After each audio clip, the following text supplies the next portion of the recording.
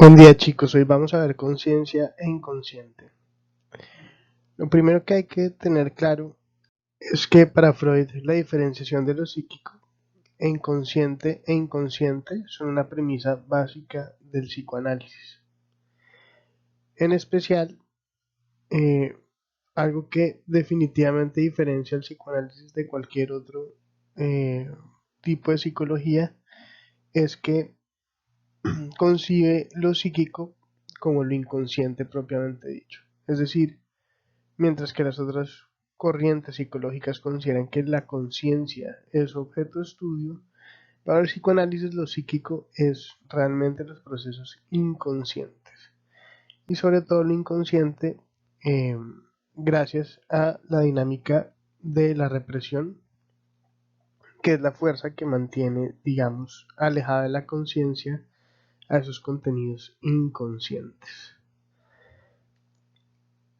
Esa represión se puede ver también en, en el caso de la terapia en forma de resistencia como aquella fuerza que se opone al paciente hacia encontrar el insight. Es decir, es todo lo que hace que un paciente se resista y no logre pensar en aquello que le es, en aquellos impulsos que son inconscientes, sino que intente mantenerlos escondidos. Esto le permitió a Freud darse cuenta que existían por lo menos dos tipos de inconscientes en un sentido descriptivo, en el sentido de que habían algunas cosas que eran fácilmente accesibles a la conciencia, mientras que habían otros que difícilmente podían acceder a la conciencia, es decir, que para poder acceder a la conciencia necesitaban de un rodeo, que era el psicoanálisis, por ejemplo, la interpretación de los sueños o de los actos fallidos.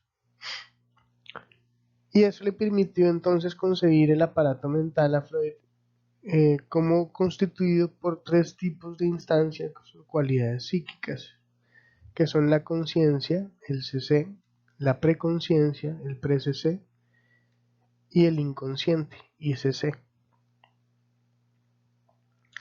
Eh, Siendo claro está el preconsciente, aquel contenido inconsciente que fácilmente puede acceder a la conciencia, mientras que el inconsciente es aquel que se mantiene escondido por el ejercicio de la represión.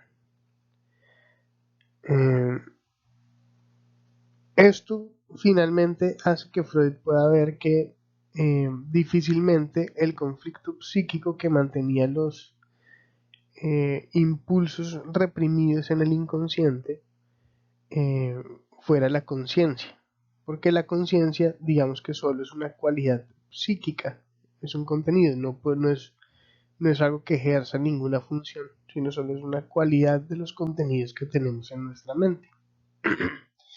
De ahí que para Freud entonces postule un aparato mental en donde concibe una estructura que representa la totalidad del sujeto y que tiene unas funciones, ¿sí? Como por ejemplo el moverse y entre otros los mecanismos de defensa a la que va a llamar el yo. Entonces, fíjense que es el yo el que ejerce la represión, ¿sí? Eh, Eso le permite entonces concebir la existencia de un tercer inconsciente, porque de alguna manera, por un lado tenemos el preconsciente, por otro lado el inconsciente reprimido, pero él entonces se da cuenta que el yo a su vez tiene una función inconsciente y no solamente consciente, que es la de los mecanismos de defensa. Porque al yo ejercer la represión, Freud se da cuenta que la represión es un mecanismo de defensa también inconsciente, a pesar de que no es un contenido reprimido y tampoco es de carácter preconsciente, sino digamos que es una tercera forma de concebir el inconsciente. Y al ver que hay tres tipos de inconscientes, pues para Freud pierde un poco de peso eh, lo inconsciente como explicativo de lo psíquico. Por eso postula una nueva teoría que es la teoría estructural. Y acá lo primero que nos dice es que entonces va a haber un yo que está en un conflicto con una parte escindida de él mismo. Es decir, hay una parte de él mismo que es la que rechaza frente a la que se defiende y que es por lo que debe aplicar los mecanismos de defensa. Todavía no sabemos cuál es, eso lo veremos en las próximas diapositivas. Bueno, por último, cabe recordar entonces que lo inconsciente no coincide con lo reprimido. Todo lo reprimido es inconsciente, pero no todo lo inconsciente es reprimido.